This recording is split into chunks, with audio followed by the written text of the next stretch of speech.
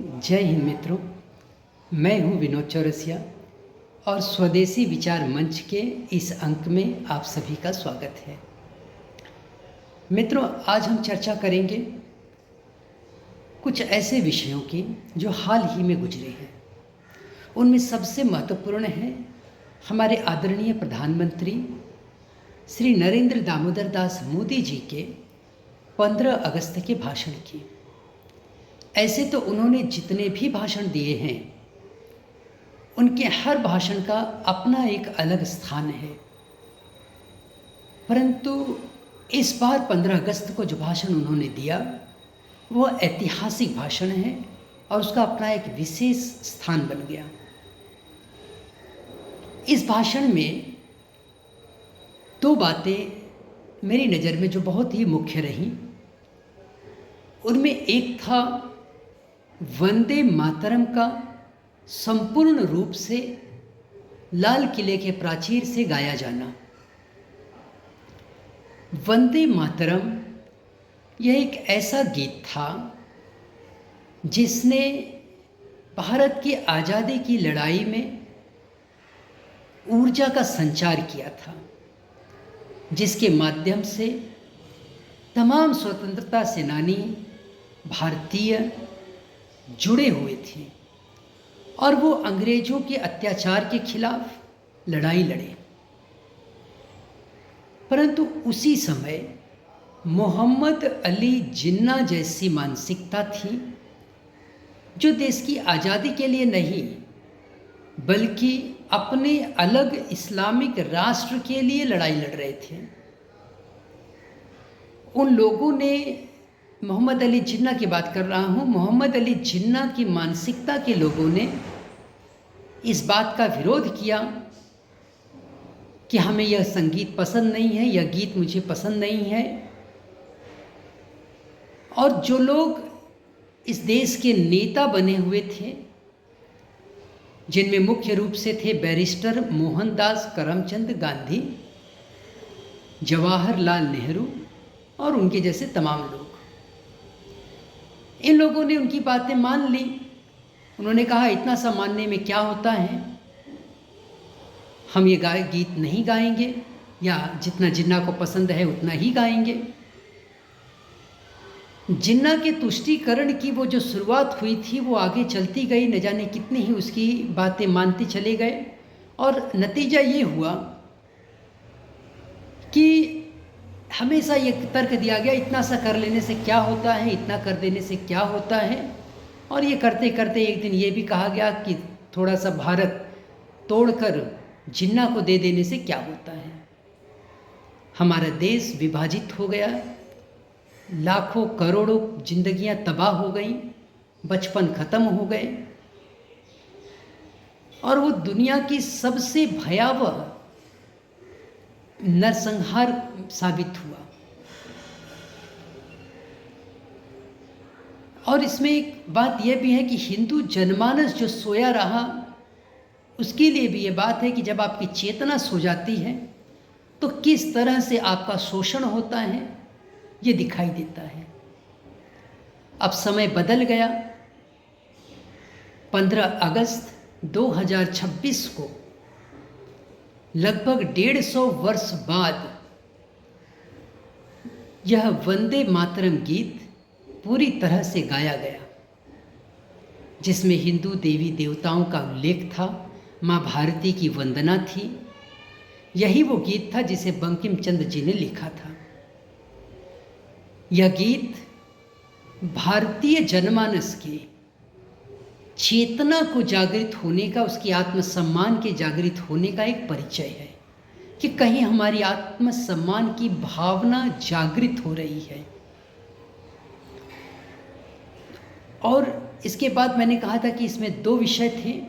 पहला तो वंदे मातरम का गीत था और दूसरा जो विषय था वो था एक शब्द जो प्रधानमंत्री श्री नरेंद्र दामोदर दास मोदी जी ने बिना किसी लाग लपेट के साफ शब्दों में कहा,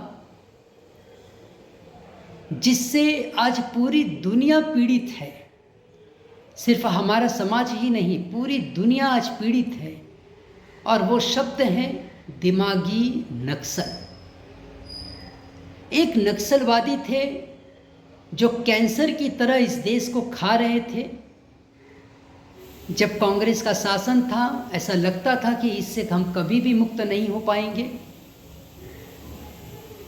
लेकिन जब नेतृत्व का संकल्प दृढ़ होता है, पवित्र होता है, तो कैसे काम होते हैं ये हमें दिखाई देता है। हमारी सेना कमज़ोर नहीं थी, कमज़ोर था नेतृत्व। आधुनिक टेक्नोलॉजी का उपयोग किया गया और पूरी तरह से इस नक्सल को ख़त्म कर दिया गया।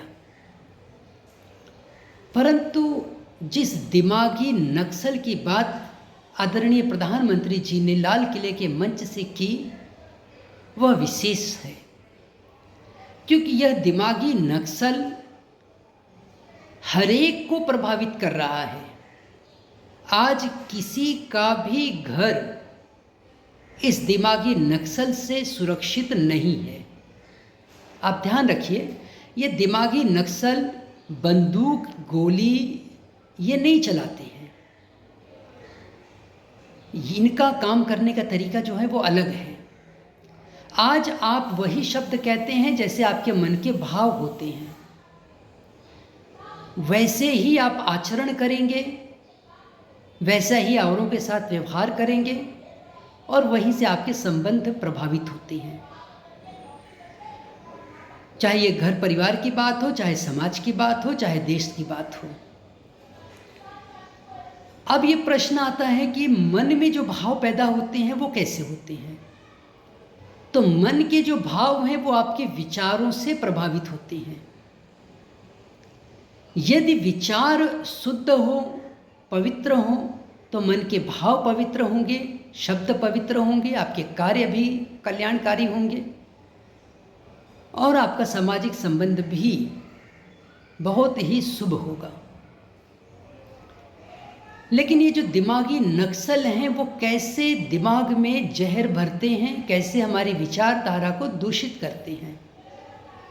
हम घर के एग्जाम्पल से लेते हैं। आज जिस तरह के टीवी सीरियल्स चलते हैं, जिस तरह की फिल्में बनाई जाती हैं, उनमें हमारी सभ्यता, हमारी संस्कृति को कितना नीचे गिराकर दिखाया जाता है। एक गृहिणी यदि अपने घर की देखभाल कर रही है, बच्चों का लालन पालन कर रही है, तो ये बहुत ही तुच्छ कार्य करके दिखाया जाता है।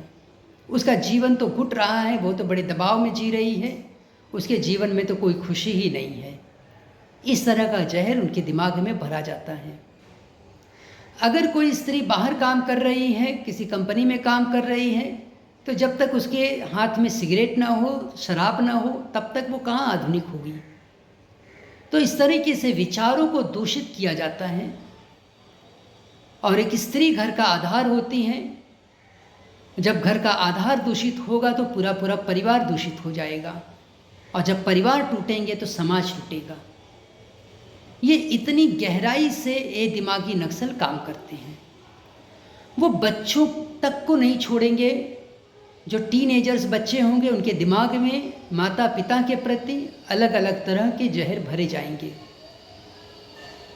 माता पिता बच्चे के भविष्य के लिए चिंतित रहते हैं, तो सीधी बात है कि वो बहुत मिठास भरी बात तो हमेशा नहीं करेंगे, वो गलतियों पर टोकेंगे, और यहाँ से उनके बीच, उनके संबंधों में एक कड़वाहट भरेगी।